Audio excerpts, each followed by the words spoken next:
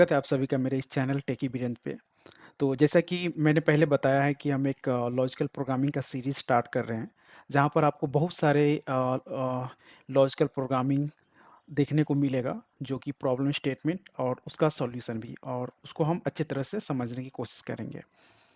तो last videos में मैंने कई पोस्ट डाला था। एक था कि स्ट्रिंग से इंटीजर में कैसे कन्वर्ट करना है pre without using pre defined function, बिना प्री डिफाइंड फंक्शन का इस्तेमाल किए हुए।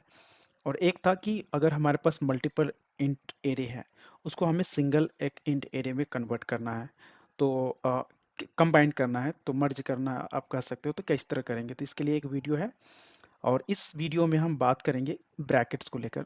आप सभी को पता होगा कि जब भी हम ब्रैकेट्स, स्क्वायर ब्रैकेट्स होता है, करली ब्रैकेट्स, और ओपन पैरेंथेसिस, और कह सकते हैं, ठीक है। तो उसको हम किस तरह वैलिडेट करेंगे कि जो भी इनपुट हमें प्रोवाइड किया गया वो करेक्ट है या नहीं, या वैलिड है या कि नहीं, या ओपन और क्लोज दोनों साइड से अगर दोनों मैचिंग है तभी हम कहेंगे वैलिड ब्रैकेट्स है, और नहीं तो इनवैलिड ब्रैकेट्स है, ठीक है। तो चलिए हम शुरू करते हैं इसी प्रॉब्लम स्टेटमेंट के साथ। तो जैसा कि मैंने आपको बता रखा था कि वीडियो को शॉर्ट करने के लिए पहले से मैं कोड लिख कर रखूँगा, और आपको ईच स्टेप बाय स्टेप आपको समझाने की कोशिश करेंगे और समझने की कोशिश करेंगे, ठीक है। तो ये हमारा क्लास है, ब्रैस मैचर और ब्रैकेट मैचर, आप जो भी नाम देना चाहो, और ये मेरा मेन फंक्शन है, ठीक है। और ये इनपुट स्ट्रिंग है, ये स्ट्रिंग फॉर्म में इनपुट दिया गया है। देखिए, करली ब्रेसेस ओपन है, क्लोज है, फिर से एक करली ब्रेसेस ओपन है, और फिर से करली ब्रेसेस ओपन है, ठीक है। तो यहाँ पर क्या है कि टू टाइम्स, है ना। अभी सॉरी, ये चेंज हो गया, या तो यहाँ पर आप देखो कि ये एक वैलिड है, ठीक है, बट ये इनवैलिड है क्योंकि ये ओपन है, दो करली ब्रेसेस ओपन है, फिर से करली ब्रेसेस ओपन है। तो हमारा टारगेट क्या है कि जो इनपुट दिया गया है, इस इनपुट के अंदर में जो भी ब्रैकेट्स है वो वैलिड है या नहीं। वैलिड कब होगा? जब ये फिर इस तरह इधर से भी क्लोजिंग पैरेंथेसिस या करली पैरेंथेसिस रहेगा, तो ब्रैकेट, तो हम इसको बोल सकेंगे कि ये वैलिड है। अगर ये करली ब्रैकेट्स अगर फिर से स्टार्ट हो रहा है, तो जो हमारा इनपुट है वो वैलिड नहीं है, ठीक है। तो ये हमारा टारगेट है, इसको चेक करना है कि ये वैलिड है या नहीं, ठीक है। तो इसके लिए मैंने क्या किया है, एक फंक्शन लिया है, स्टैटिक फंक्शंस, स्टैटिक मेथड्स कह सकते हैं, इस वैलिड ब्रैकेट्स। इसका काम क्या है कि इनपुट को लेकर चेक करना, ठीक है, वन बाय वन। तो चलिए शुरू करते हैं। तो हमने इनपुट वन पास किया है, जो भी हमारा इनपुट वन इसलिए क्योंकि हम और भी टेस्ट करने वाले हैं इसके साथ, ठीक है। तो इसीलिए, तो ये आया इधर, इस वैलिड ब्रैकेट्स को कॉल कर रहा है, ठीक है। अब हम क्या करें, स्टैक यूज़ कर रहे हैं, ठीक है। अब कहिएगा स्टैक क्यों? क्योंकि स्टैक हमें लिफो ऑर्डर में स्टोर करता है ऑब्जेक्ट को। देखिए, या stack class represents last in first out. जैसे कि आपका एक प्लेट है, प्लेट के ऊपर में प्लेट, प्लेट के ऊपर में प्लेट आप रख रहे हो, या बुक्स है, बुक के ऊपर में बुक्स, बुक के ऊपर में बुक्स अगर रख रहे हो, तो क्या होगा, जो लास्ट में आप बुक रखोगे वो उसे आप फर्स्ट में निकालोगे, ठीक है। तो ये क्या हुआ, stack of books, stack of plates, इस तरह हम समझ सकते हैं। इसी तरह ये स्टैक्स ऑफ ऑब्जेक्ट है। तो क्या, कौन सा ऑब्जेक्ट, हम कैरेक्टर ऑब्जेक्ट इसके अंदर में रखेंगे, ठीक है। अब कि ये तो स्ट्रिंग है, तो फिर कैरेक्टर कैसे रखें, तो हम इसको स्ट्रिंग से कैरेक्टर हम एक एक करके हम आइटरेट करेंगे, क्योंकि स्ट्रिंग इंटरनली कैरेक्टर एरे के फॉर्म में ऑब्जेक्ट को स्टोर करता है, ठीक है। तो यहाँ क्या कर रहे हैं, input dot to char array. To char array क्या देगा, करेगा हमको, ये पूरा एक एक करके जो कैरेक्टर है वो हमें जब हम आइटरेट कर रहे हैं, ये फॉर लूप है, ठीक है, इन्हांस्ड फॉर लूप इसे बोल सकते हैं। तो ये हमें एक एक करके जो कैरेक्टर है, कैरेक्टर जो एरे है उससे निकाल कर देगा, और इसको हम स्टोर कर रहे हैं कैरेक्टर के ऑब्जेक्ट में, ठीक है। तो ये प्रिमिटिव टाइप्स है, so no problem. So we are holding each characters that is coming from the character array, and then we are further processing with the logic. आगे हम बढ़ रहे हैं इसके प्रोसेसिंग के साथ। so see what we are doing. तो अगर यहाँ हम समझते हैं क्या कर रहे हैं कि सी क्या है, each कैरेक्टर, ठीक है। अब जो फर्स्ट कैरेक्टर आएगा, फर्स्ट कैरेक्टर क्या आएगा, फर्स्ट आइटरेशन में अगर हम देखेंगे, तो फर्स्ट पोजीशन में क्या है हमारा, ये करली ब्रेसेस है, ठीक है। तो ये आएगा। अब इसको हम क्या करें, if c equal to open parenthesis है क्या, नहीं, ये और फंक्शन है, और मतलब कोई एक कंडीशन अब सेटिस्फाई होना चाहिए, कोई सा भी एक कंडीशन। तो हमारे पास तीन कंडीशन है, फिर ये कंडीशन फॉल्स हो गया तो ये नेक्स्ट कंडीशन चेक करेगा। तो यहाँ पर नेक्स्ट कंडीशन चेक करने की क्या है, स्क्वायर ब्रैकेट्स है, ये भी फॉल्स हुआ। अब ये नेक्स्ट कंडीशन क्या है, सी इक्वल टू करली ब्रैकेट, लेकिन ये कंडीशन ट्रू है। जब ट्रू होगा तो ये क्या करेगा कि इस इफ ब्लॉक के अंदर में एंट्री लेगा। जब इफ ब्लॉक के अंदर में एंट्री ले रहा है तब हम इसको पुश कर रहे हैं स्टैक के ऑब्जेक्ट के अंदर में। तो स्टैक क्या करेगा कि होल्ड करेगा इस कर्ली ब्रेसेस को, ब्रैकेट को, ठीक है। तो हमारा फर्स्ट एलिमेंट स्टोर हो गया स्टैक के अंदर में, ठीक है। अब हम चलते हैं, ये फिर जब ये लूप से बाहर आएगा ये सारे कंडीशन भी चेक करेगा, लेकिन ये कंडीशन फॉल्स रहेगा क्योंकि ये ओपन क्लोजिंग ब्रैकेट्स के लिए है। तो ये सारे कंडीशन फॉल्स होकर फिर क्या होगा, आइटरेट होकर फिर ये हमारा इस लूप से, सारे लूप से निकलने के बाद फिर यहाँ आएगा, क्योंकि अभी भी इनपुट के अंदर में जो इनपुट पैरामीटर है इसके अंदर में हमारा डेटा है, ठीक है। तो नेक्स्ट एलिमेंट आएगा, तो नेक्स्ट आइटरेशन में क्या होगा, क्या है हमारा नेक्स्ट आइटरेशन, ये या क्लोजिंग करली ब्रेसेस ब्रैकेट है, ठीक है। तो ये कंडीशन आप चेक करो, सी इक्वल टू सारे ओपन ओपन के लिए हैं, ठीक है ना, ओपन ब्रैकेट्स के लिए। तो ये इफ कंडीशन टोटल फॉल्स हो जाएगा, तो ये इफ कंडीशन एग्जीक्यूट नहीं होगा, ठीक है। अब क्या होगा कि एल्स इफ, ये नहीं तो, ठीक है, तो इसमें आएगा। तो एल्स इफ में ये चेक करेगा कि ये जो सी है, तो सी क्या होल्ड कर रहा है कि क्लोज करली ब्रैकेट्स, ठीक है। तो यहाँ फर्स्ट ओपन पैरेंथेसिस है, ठीक है, यहाँ ब्रैकेट्स है, स्क्वायर ब्रैकेट्स है, यहाँ पर देखो ये सी इक्वल टू, तो ये मैचिंग है, मैच हो रहा है, ठीक है। अब हमारा टारगेट क्या है कि जब मैच हो रहा है, ठीक है, तो हम यहाँ पर दो कंडीशन यूज कर रहे हैं।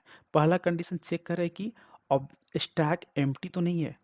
अगर एम्प्टी है इसका मतलब क्या हुआ कि हम कोई ऑब्जेक्ट नहीं डाले, और इनपुट स्ट्रिंग में इनपुट जो पैरामीटर है इसके अंदर में सिर्फ एक इनपुट है जो कि क्लोजिंग ब्रैकेट्स है। अगर ये है, ठीक है, तो फर्स्ट कंडीशन जब हम स्टैक में डालें नहीं, ठीक है, और तो ये क्लोजिंग के लिए आ रहा है, तो ये तो ऑब्वियसली सी बात है कि एम्प्टी रहेगा, ठीक है ना। जब एम्प्टी रहेगा तो हम रिटर्न इमीडिएटली फॉल्स कर देंगे, तो कोई आगे कोई बात ही नहीं बन रही है चेक करने की, है ना। तो ये कंडीशन है, ठीक है। और अगर है, ठीक है, अगर स्टैक एम्प्टी नहीं है तो क्या करे, पॉप, पॉप फंक्शन क्या करेगा, ये रिटर्न करेगा, वो रिमूव कर देगा स्टैक से, उसको खाली कर देगा और आपको रिटर्न कर देगा वैल्यू। तो जो टॉप में हमारा क्या था पहला, ये है करली ब्रैकेट है ना, ओपन करली ब्रैकेट। तो ये है, तो इससे क्या करे, जब पॉप कर रहे हैं तो इसको क्या करेगा, स्टैक से रिमूव कर देगा कम्प्लीटली, और ये हमें वैल्यू रिटर्न करेगा। तो ये कैरेक्टर ये क्या करेगा, ये होल्ड करेगा ये ओपन ब्रैकेट करली ब्रैकेट, ठीक है। जब ये ले रहा है तो हमारा स्टैक क्या हो गया, एम्प्टी हो गया, ठीक है। तो ये अभी फिलहाल के लिए हमारा स्टैक कुछ भी नहीं है इसके अंदर में, ठीक है। अब ये निकल गया, अब हम इसको एज ए टॉप सेंड कर रहे हैं, ठीक है। तो किस फंक्शंस के लिए, इज मैचिंग पेयर के लिए। तो हमने एक फंक्शन क्रिएट किया है इज मैचिंग करके। इज मैचिंग इसलिए क्योंकि ये दोनों लेगा जो स्टैक में था, अभी जो हमारा क्लोजिंग ब्रैकेट से दोनों एज ए पैरामीटर लेगा और चेक करेगा कि दोनों ओपन पैरेंथेसिस और जो ओपन ब्रैकेट्स और क्लोजिंग ब्रैकेट्स दोनों मैचिंग है या नहीं, ठीक है। इस केस में अगर हम देखें, ठीक है, तो हमारा ओपन क्या है, ओपन करली ब्रैकेट है, ठीक है, और जो हम स्टैक से लिए हैं स्टैक तो खाली हो गया, और जो अभी जो इनपुट स्ट्रिंग से आया है हमें क्या है, क्लोजिंग करली ब्रैकेट्स है, ठीक है। तो ये क्या होगा, ट्रू होगा, है ना। तो ये कौन डिसाइड करेगा ट्रू है या नहीं, कौन इसको सेटिस्फाई करेगा, ठीक है। तो इसके लिए हम इज मैचिंग पेयर का एक फंक्शन क्रिएट किए हैं। तो चलते हैं इज मैचिंग के पास। तो इज मैचिंग तो हमारे पास क्या है, ओपन ब्रैकेट क्लोज ब्रैकेट, ठीक है।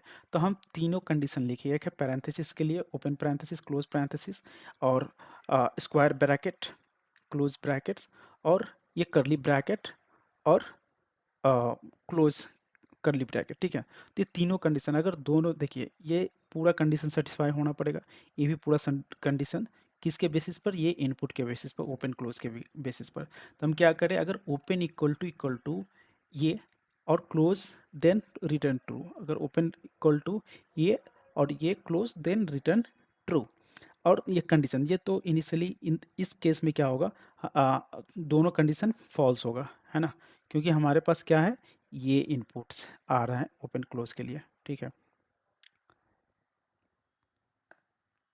ये तो ये कंडीशन ट्रू होगा, है ना। अब देख रहे हो, जब ट्रू होगा, ठीक है, इसका मतलब है क्या, ट्रू आ रहा है, तो हम यहाँ पर क्या करें, इज मैचिंग पेयर, ठीक है।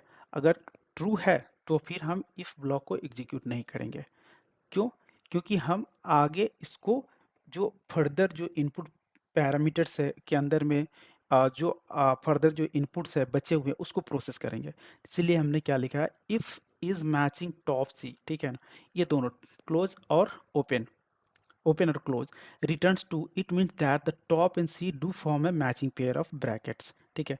ये क्या कर रहा है, मैचिंग पेयर फॉर्म कर रहा है, ठीक है। In this case the if condition is not satisfied, ठीक है, the if condition is not satisfied and the code inside the bracket is not executed, तो हम जब ये true हो रहा है तो हम इसको not इधर यूज कर रहे हैं, तो इसको false कर रहे हैं। अगर मैचिंग है तो आप जो दूसरा इनपुट्स वैल्यूज है उसको आप प्रोसेस करो, ठीक है।